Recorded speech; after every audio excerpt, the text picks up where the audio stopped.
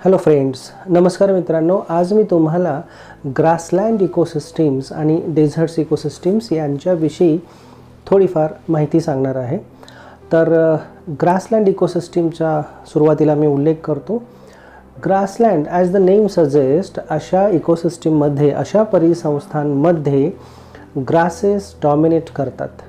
तर तुम्हाला पाहायला मिळेल की कमीत कमी प्रकारची झाडं, स्पेसीसचं सुद्धा आणि ओव्हरऑल नंबरसुद्धा, झाडं इथं कमी प्रमाणात असतात आणि श्रबसुद्धा कमी प्रमाणात असतात. तर त्याला काही climatic climate determines which type of species should be there.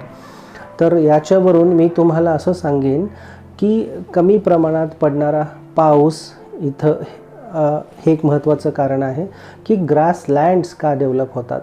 याशिवाय लिमिटेड ग्रेझिंग असेल आणि त्याद्वारे मग त्या ग्रासलँड्स जे निसर्गाद्वारे मॅनेज केल्या जाणाऱ्या किंवा निसर्गाद्वारे अस्तित्वात असणाऱ्या, असं मी म्हणेन, या ग्रासलँड्स लिमिटेड ग्रेझिंग इथं असतं.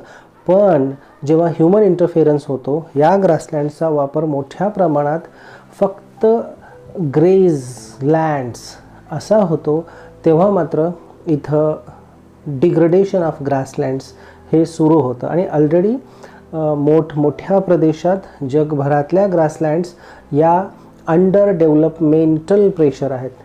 ग्रेज लँड्स म्हणून तर आहेतच, याशिवाय डेव्हलपमेंटल आणि इन्फ्रास्ट्रक्चरल ॲक्टिव्हिटीजसुद्धा मोठ्या प्रमाणात इथं होत आहेत. यानंतर मी सांगेन ग्रेजलँड्सचं मुख्य कारण हे ओव्हर ग्रेझिंग हे आहे की लोकांनी आपली कॅटल्स किंवा इतर जे काही पाळलेली जनावरं आहेत त्यांना ग्रेज करावं, पण ते ओव्हर ग्रेझिंग झालं, आउट ऑफ कंट्रोल जर अशा गोष्टी झाल्या, specially to fulfil the needs, demands of the growing population, मग मात्र अशा ग्रासलँड्सवर आपण पाहतो की खूप प्रेशर आजकाल आलेलं आहे आणि ऑलरेडी डिग्रेडेशन हे झालेलं आहे. आणि ते इन फ्युचर त्याचा रेट असाच वाढत राहिला तर मोठ्या प्रमाणात या नैसर्गिक ग्रासलँड्सला डिस्टर्बन्स होऊ शकतो आणि त्याचा इम्पॅक्ट ओव्हरऑल इकोसिस्टीमच्या फंक्शनिंगवर सुद्धा होऊ शकतो. तर याची काही उदाहरणं मी तुम्हाला सांगेल की ट्रॉपिकल ग्रासलँड्स असतात या आफ्रिकामध्ये, मुख्यत्वे करून याला सॅव्हानाज असं म्हणतात. या ट्रॉपिकल ग्रासलँड्समध्ये उंच ग्रासेस आपल्याला आढळून येतात आणि कमी हाईट असणारे स्टंटेड ट्रीज इथं असतात. तर मुख्यत्वे करून आफ्रिकेतले या ग्रासलँड्समध्ये आढळणारे प्राणी झेब्रा असतात, त्यानंतर जिराफ्स किंवा अँटिलॉप्स हे काही कॉमन आणि मोठ्या नंबरने कळपांनी राहणारे, गॅझेला नावाचं सुद्धा आणखी एक ॲनिमल आहे, मोठ्या नंबरने कळपाने राहणारे असे इथं हे प्राणी असतात. तर फायर, ट्रॉपिकल ग्रासलँड्समध्ये आग लागणे, फायर्स होणे, नैसर्गिक आणि अनैसर्गिक अशा दोन्ही गोष्टी मी इथं म्हणेन. तर हे कॉमन आहे. दरवर्षी उन्हाळ्यामध्ये फायर आउटब्रेक होणे हे ठरलेलं असतंच एका अर्थानं. तर इथं टर्माइट माउंट्स हे मोठ्या प्रमाणात अशा ग्रासलँड्समध्ये असतात. टर्माइट्स या डेट्रिटिओर्समध्ये मोडतात आणि मग या टर्माइटचे माउंट्स जे काय असतात त्याच्यावर फंजाय सुद्धा ग्रो होतात. मी असं सांगेन की फोटोसिंथेसिस रेट हा ग्रासलँड्समध्ये इथं जास्त असतो. इथं इवॅपो ट्रान्सपायरेशन रेटसुद्धा जास्त असतो. तर जे काही ग्रासेस आपल्या बल्ब्स असतील, रायझोस्पोर्स असतील किंवा काही रनर्स असतील, याच्यामध्ये द्वारे ते आपलं अन्न शोषून ठेवत असतात. यानंतर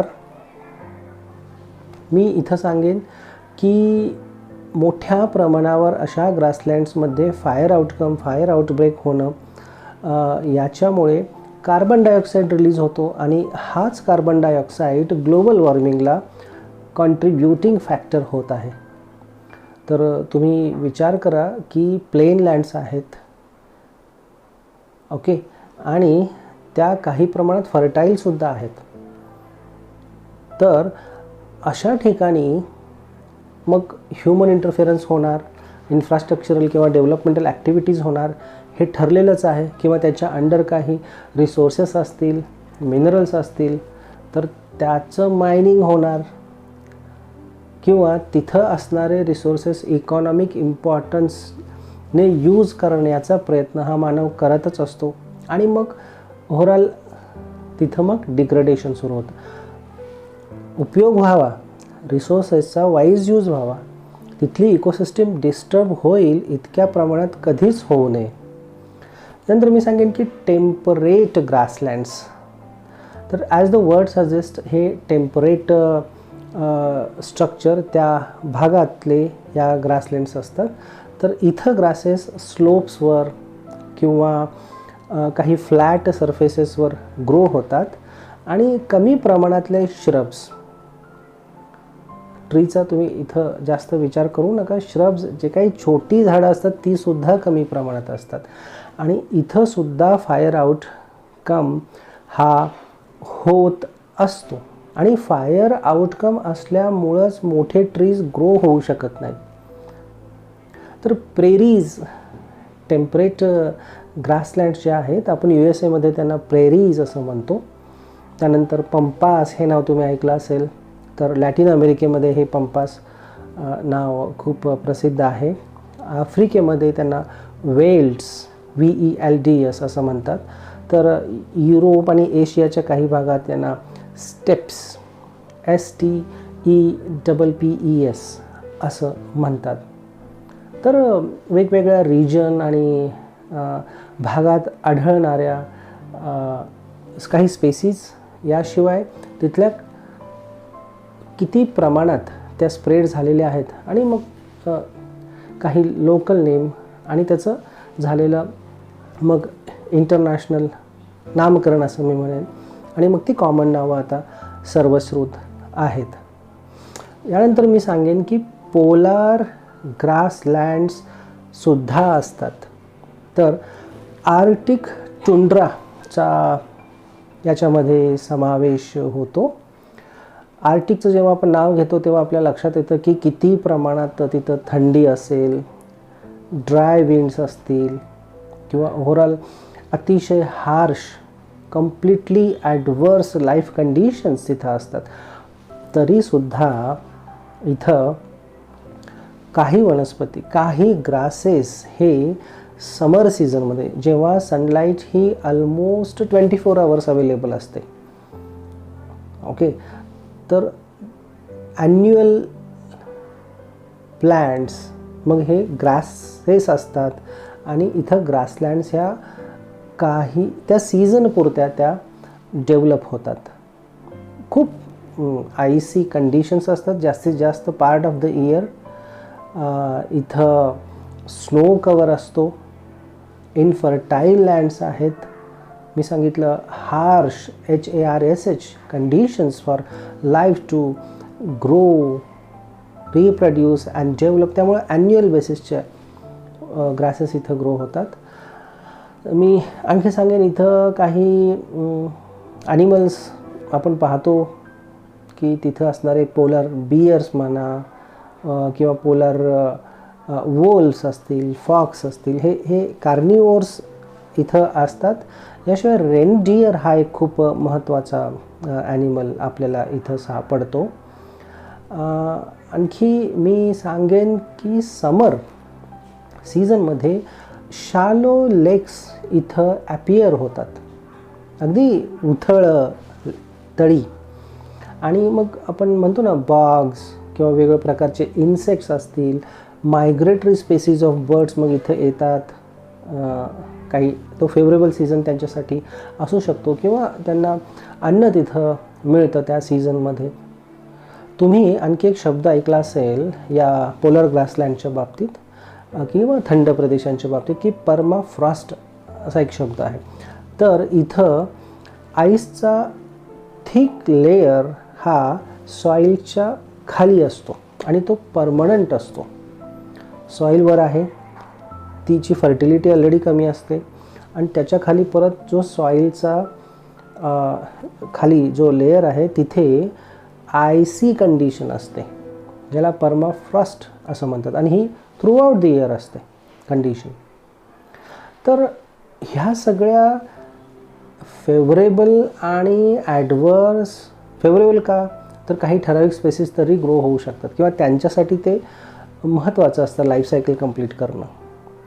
तर वेगवेगळ्या कंडिशन्सनुसार वेगवेगळ्या प्रकारच्या ग्रासेसच्या स्पेसीज इथं ग्रो होतात, आपली लाईफ सायकल कंप्लीट करतात, निसर्गाचा ते पार्ट बनतात, पुन्हा नवीन सीझनमध्ये ग्रो होतात, निघून जातात. आता तर आर्टिफिशियल ह्युमन इंटरफेरन्स मोठ्या प्रमाणात सर्वच ठिकाणी मी म्हणेन एका अर्थानं वाढलेला आहे. जाणवण्या इतपत, सर्वांच्या लक्षात येण्या इतपत तो इंटरफेरन्स झालेला आहे सर्वच इकोसिस्टीम्समध्ये. आता मी आपल्याला थोडीशी माहिती सांगेन डेझर्ट इकोसिस्टीमच्या बाबतीत. ॲज द नेम सजेस्ट, इथं आपल्या लक्षात येतं की ही वाळवंटाचा भाग आहे. तर तुम्हाला ही माहिती आहे की कोल्ड डेझर्ट हे आहेत आणि हॉट डेझर्ट्स ही आहेत. तर प्रॉडक्टिव्हिटी नसते, असली तरी अतिशय कमी प्रमाणात असते, पावसाचं प्रमाण कमी प्रमाणात असतं, किंवा आयसी कंडिशन्स आहेत तर त्या लाईफ सपोर्टिंग नसतात. तिथं मॉइश्चर कंटेंट जरी असलं किंवा तो पाण्याचा एक भाग आहे पण तो न्यूट्रिएंट अवेलेबिलिटी देऊ शकत नाही ज्या स्पेसिस इथं ग्रो होऊ इच्छितात किंवा येतात त्यासुद्धा थोड्या कालावधीसाठी, अतिशय कमी प्रमाणात. तर डेझर्ट इकोसिस्टीम्स या जगभर पसरलेले आहेत. मी महत्त्वाचं एक इथं वाक्य सांगेन की जवळपास 1/3 म्हणजे तो 33% पेक्षाही जास्त हा जमिनीचा भाग हा वाळवंटांनी, कमी जास्त प्रमाणात वाळवंटांनी व्यापलेला आहे. मग ते कोल्ड डेझर्ट्स असतील किंवा हॉट डेझर्ट्स असतील. खूप मोठ्या प्रमाणात होणारं इव्हॅपोरेशन हे डेझर्ट्सचं कॅरेक्टरिस्टिक आहे. पाऊस हा 25 सेंटीमीटर पेक्षाही कमी अशा भागात असतो.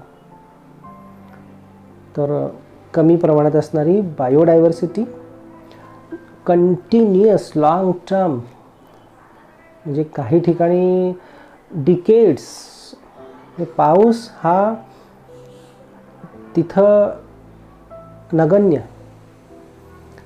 आणि ड्रॉट कंडिशन्स ह्या थ्रू आउट डिकेड्स किंवा आणखी काही कित्येक वर्षांनंतर पाऊस पडतो अशी सुद्धा काही ठिकाणं आहेत. तर इथं असणाऱ्या वनस्पती, मग तुम्ही विचार कराल की ह्या मॉइश्चर असतं, रात्रीच्या वेळेला असतं कमी प्रमाणात असतं, मग ड्रॉट रेझिस्टंट व्हरायटीज इथं तयार होतात. Extreme hot conditions during day, extreme winter conditions, म्हणजे एक्स्ट्रीम म्हणजे मला इथं सांगायचं आहे की ॲडवर्स, त्याच्यामध्ये बॅलन्स नसतो, कम्प्लिटली अपोजिट इथं चित्र असतं. कोल्ड नाईट्स असं मी म्हणेन अँड हॉट डेज, आणि ते सुद्धा ड्राय क्लायमेट असतं. तर ट्रॉपिकल डेझर्ट्समध्ये आपण सहाराचा उल्लेख करतो. आपल्या राजस्थानमधलं, भारतातलं थरचं डेझर्टसुद्धा हे ट्रॉपिकल डेझर्ट्समध्ये मोडतं. इथं विंड्स येणं, फ्लो होणं, इकडची सँड दुसरीकडे जाऊन जमा होणं, सँड ड्यून्स तयार होणं हे कॉमन फीचर आहे. इथं न्यूट्रिएंट्स कमी प्रमाणात अशा डेझर्ट्समध्ये असतात आणि पाण्याची सुद्धा कमतरता असते. आता ट्रॉपिकल डेझर्ट्समध्ये काही ठिकाणी मरुद्यानं आपण असं म्हणतो ना शब्द असतात, पण तिथं तेवढ्याच भागापुरतं ते लिमिटेड असतं. असं प्रत्येक किंवा काही ठराविक अंतरानंच सापडतीलच याची गॅरंटी नसते. आणि त्यामुळं पॉप्युलेशन डेन्सिटी, ह्युमन पॉप्युलेशन असेल आपल्या ॲक्टिव्हिटीज असतील आणि इतर ऑर्गॅनिझमचा सुद्धा नंबर, डेन्सिटी ही कमी प्रमाणात इथं आपल्याला दिसून येते. टेम्परेट डेझर्टच्या बाबतीत मी तुम्हाला असं सांगेन की मोजो किंवा सोनोरान डेझर्ट्स हे याच्यामध्ये मोडतात. कोल्ड डेझर्ट्समध्ये आपण गोबी डेझर्ट्स इन चायना हे एक खूप मोठं आणि ॲडव्हर्स कंडिशन्स असणारं हे डेझर्ट आहे. तर प्लांट्स आणि ॲनिमल्स अशा या डेझर्टिफाईड कंडिशन्समध्ये जे काही आढळतात त्यांचे काही स्पेसिफिक कॅरेक्टरिस्टिक्स, ॲडॅप्टेशन्स त्या वातावरणाशी जुळवून घेण्यासाठी झालेले असतात. मग ते कसे असतात की पाण्याची कमतरता आहे, जे काही पाणी मिळेल अवेलेबल असेल किंवा हवेतून शोषून घेतलं असेल रात्रीच्या वेळेला किंवा सकाळच्या वेळेला, तर ते कॉन्झर्व करण्याचं कॅरेक्टरिस्टिक यांच्यामध्ये असतं. तुम्ही सक्युलंट लीव्ज असा शब्द ऐकलेला आहे.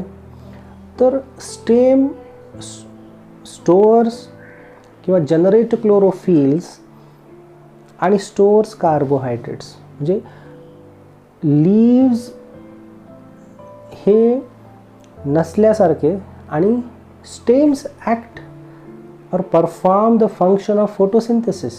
तर काटेरी वनस्पती आपण म्हणतो मुख्यत्वे करून इथं आपल्याला डेझर्टिफाईड कंडिशन्समध्ये, डेझर्ट्समध्ये आढळून येतात. त्यानंतर थिक क्युटिकल असतो, वॅक्सी थिक क्युटिकल. कारण कसं आहे, ट्रान्सपायरेशन किंवा आतलं साठवलेलं पाणी हे निघून जाऊ नये यासाठी हे एक ॲडॅप्टेशन इथल्या प्लॅन्ट्समध्ये झालेलं असतं. मी आणखी सांगेन इथं काही वाळवंटांमध्ये परोईंग ॲनिमल्स असतात. याशिवाय लॉंगर स्ट्रेस, मग तो ड्राय स्ट्रेस असेल किंवा कोल्ड स्ट्रेस असेल, याला फेस करण्यासाठीचे स्पेसिफिक ॲडॅप्टेशन्स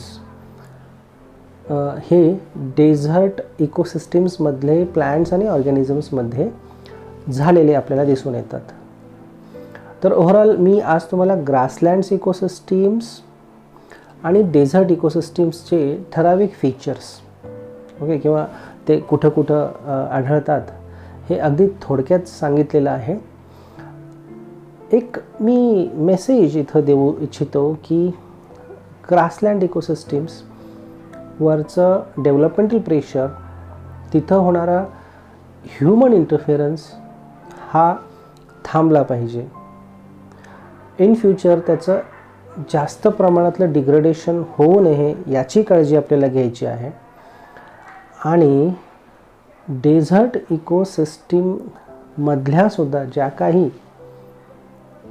ठराविक इकोसिस्टीम्स तिथं फंक्शनिंग होत आहेत, तिथल्या स्पेसीज असतील प्लॅन्ट्स किंवा ॲनिमल्सच्या, त्या टिकून राहाव्यात, त्यांची स्पेशालिटी ही तिथं राहावी, ते एक्सटिंक्ट होऊ नयेत यासाठी आपल्याला प्रयत्न करणे गरजेचे आहे. प्रयत्न ऑलरेडी जगभरात सुरू आहेत, पण ते किती चांगल्या पद्धतीनं किंवा योग्य पद्धतीनं जगभरात सुरू आहेत याच्याकडे वॉच ठेवणंसुद्धा गरजेचं आहे.